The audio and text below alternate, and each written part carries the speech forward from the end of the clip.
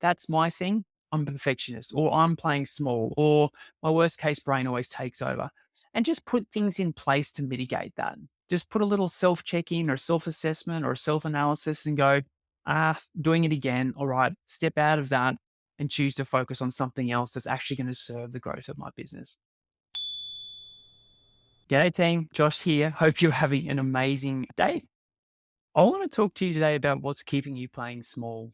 So, one of the biggest things that I see holding business owners back, and I'm going to actually go through a couple of, well, probably I've actually got 6 points here that I want to talk through. But there is so much to growing a successful business that comes down to psychology. So I often say to my boardroom clients that you can have the best strategy in the world, but if you don't have the right psychology, the right mindset, the right way of thinking about things, and a level of self awareness about yourself, your patterns of behavior, what holds you back, what normally holds you back, and mechanisms to kind of work and move through that, you're just going to be spinning your wheels going nowhere.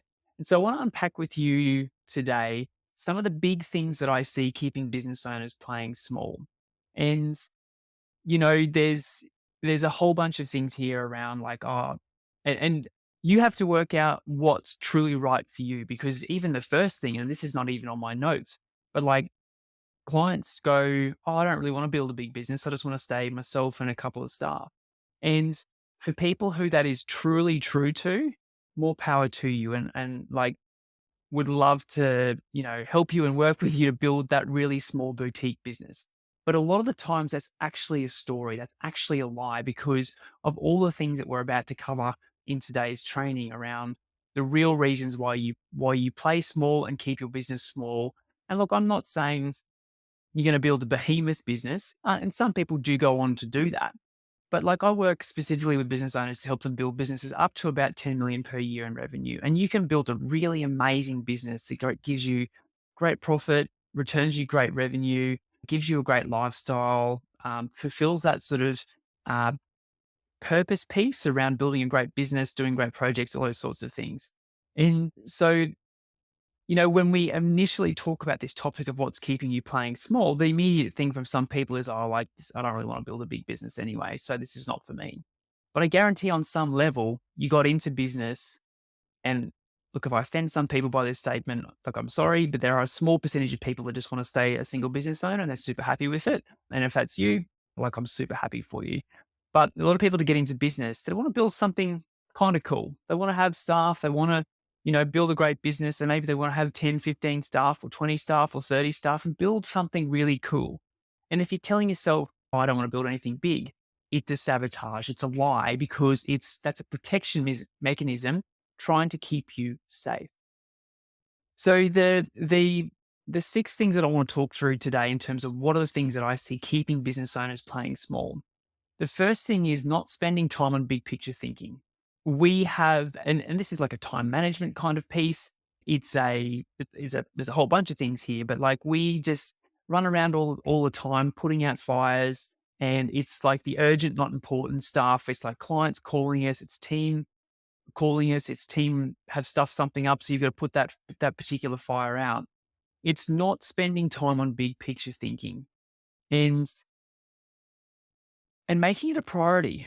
Because, and this is the second point, a big block that I see is a lot of people think it's a waste of time spending time on big picture stuff. So like a lot of we as human beings are wired culturally to want that dopamine hit, or want that feel good hit of ticking stuff out of our to-do list. And a lot of the times that's short-term stuff. So we want to feel good about ourselves when we get to the end of the week. So we just spend all of our time ticking off urgent stuff off our list, so that we can feel good about, oh, I got a whole bunch of stuff done and ticked off my list this week. But was it actually big picture things that are actually going to yield the biggest return on your investment in your business? And if you're spending time on ticking big picture things, ticking small things off your list, I guarantee not. And so the second thing is, people, one, not spending time on big picture thinking. Two, thinking it's a waste of time to spend it on big picture stuff. So people go, oh, like that's all the big, like I'll get to that eventually once I've, bought myself a bit more time back, or I'll get that to eventually. Maybe I'll Maybe I'll, do some of that sort of stuff on the weekend. I've got too much urgent, important stuff. I've got clients calling me. I've got emails to respond to, and we get um, so distracted by the small stuff that, maybe it wouldn't matter if he didn't respond to 5 extra emails a day and actually spent half an hour spending on big picture stuff. But it's how we feel good about ourselves. And when we feel good, we don't beat ourselves up. So we just keep ticking the small things off our to-do list, which leads me to this third thing, which is not prioritizing growth. So the third big thing that I see business owners doing to keep themselves playing small is not prioritizing growth and actually putting it in your calendar. Like when I talk to some of my new boardroom clients, they think I'm wild. Do you want me to put like an hour in my calendar or 2 hours in my calendar and call it big picture strategic thinking? And I'm like, yeah, I really do. Really, really do want you to do that. And they're like, why? I'll just find some time for it and I'll just fit it in, in amongst all these things. And I'm like, if it's not on your calendar, it won't get done. And if it's not on your calendar, it's not a priority to you. And so I say this all the time, show me your calendar and I can predict the success or the level of success that you will achieve in your business. Because if I jump into your calendar and I can see it's just full of small stuff, it's full of other people's demands, it's full of other people's calendar invites, it's full of client stuff, team stuff, delivery stuff, and there is nothing in there that is big picture time, big picture thinking, getting out of the office, focusing on strategy and direction. People think, oh, I'll just spend a bit of time on that once a quarter or once every 6 months. It doesn't work like that. I mean, it does work like that if you don't want to build a great business, but that's keeping you small. Show me your calendar and I can predict the success of your business. So if you want a successful business, you have to prioritize growth and it has to be put into your calendar. So if you take away one thing from what I'm talking to you about today is put an hour or 2 hours into your calendar, recurring every single week, call it strategy, growth and direction, or whatever you want to call it. And actually, when that thing goes off, you get out of the office, you go for a coffee and you focus on big picture strategy and direction. So that's the third thing, not prioritizing growth and actually putting stuff in your calendar. So that's keeping you playing small. And if you want to play a bigger game or up level your business, prioritize growth and put it into your calendar. The fourth thing I want to talk to you about is imposter syndrome. It's this whole, who am I to build a really successful business? Who do I think I am leaving my job? And, you know, uh, who do I think I am putting myself out there with marketing? Like people, why would people listen to me or why would people want to work with me? And, we're talking about this with our boardroom clients today, which is like, when you get talking about imposter syndrome, every single business owner has it. And one of my clients today was like, it's wild to think that we've all got imposter syndrome, but yet we all left a safe, secure jobs to jump out on our own and start our own thing. You think we'd have, we think we'd feel quite confident in ourselves, but it's not true. We all have this imposter syndrome and we're all working through it. And it was so nice to have, a call of people on our boardroom calls today, all sharing, yep, I've got imposter syndrome. And whenever I go to that next level in the business, I always feel scared and uncomfortable, just breaking down those things that people don't talk about. But the fourth thing I see holding business owners back is this imposter syndrome. And it can be quite crippling, and really damage your business and the growth of it. So who am I to build a successful business? Who do I think I am? Why would clients listen to me? Why would staff or team come and work for me? And if you've got this running around in your head, that's the self-awareness piece that I was talking about before. You have to have that awareness of the thoughts and the things that you're thinking about and nip that in the bud. Stop that repetitive thought. Stop that repetitive feeling. Go and do something that makes you feel good about yourself. Prove to yourself through looking back on where you've come in your business and go, I've actually achieved, like I've just hired my 4th staff member, or I've just hired my 10th staff member, or I've just gone out on my own. Like I am the type of person that can build a great business. And you just keep reinforcing the growth that you've done and the things that you've done to show yourself and prove to yourself through your actions that you are good enough to build a great business. So the fourth thing is imposter syndrome. Fifth is the perfectionist, trying to get everything perfect. That is 100%, particularly for engineers and people in the engineering industry. Like perfect is this thing that we're striving for. And if it's perfect, that's a piece de resistance. Like that's, my masterpiece.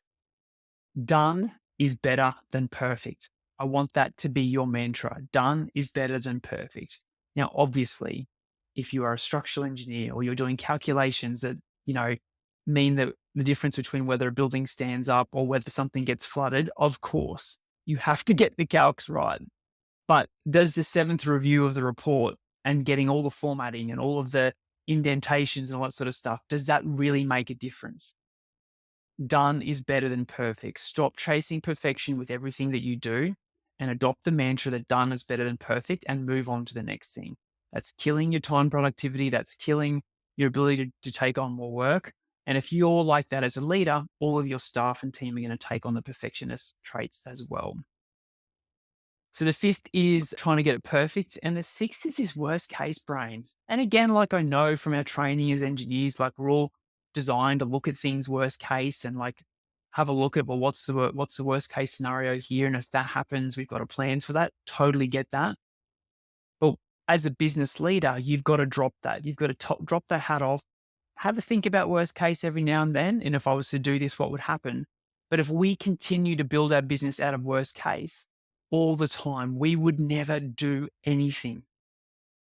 So whenever you notice your worst case brain taking over, it's like, great, thank you. Like I've thought about that. Cool.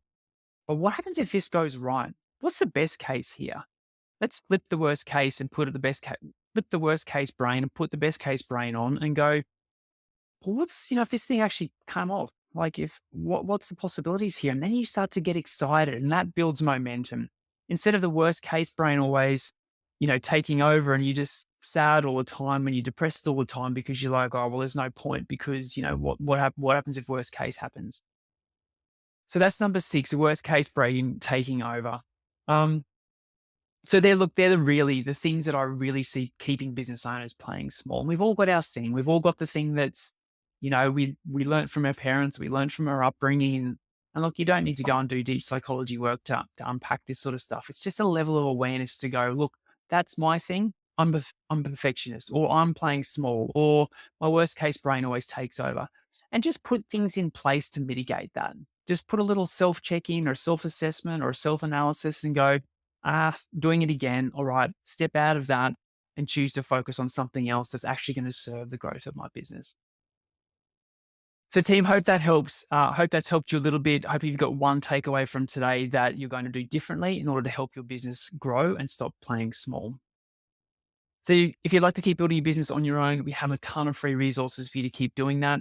However, if you'd like to join an amazing community, get some help, some support, build your business strategy, and help you grow your business and be held accountable to do that, then I'd love to invite you to join our Boardroom program. So Boardroom is purely for business owners of engineering consultancies designed to help you grow and upgrade your business. So if that's you, if you'd like to have a chat and you're interested in learning a bit more about Boardroom, please reach out, send me a message or an email with the word Boardroom, and let's have a chat about how we can help you build your business faster. Have an amazing day.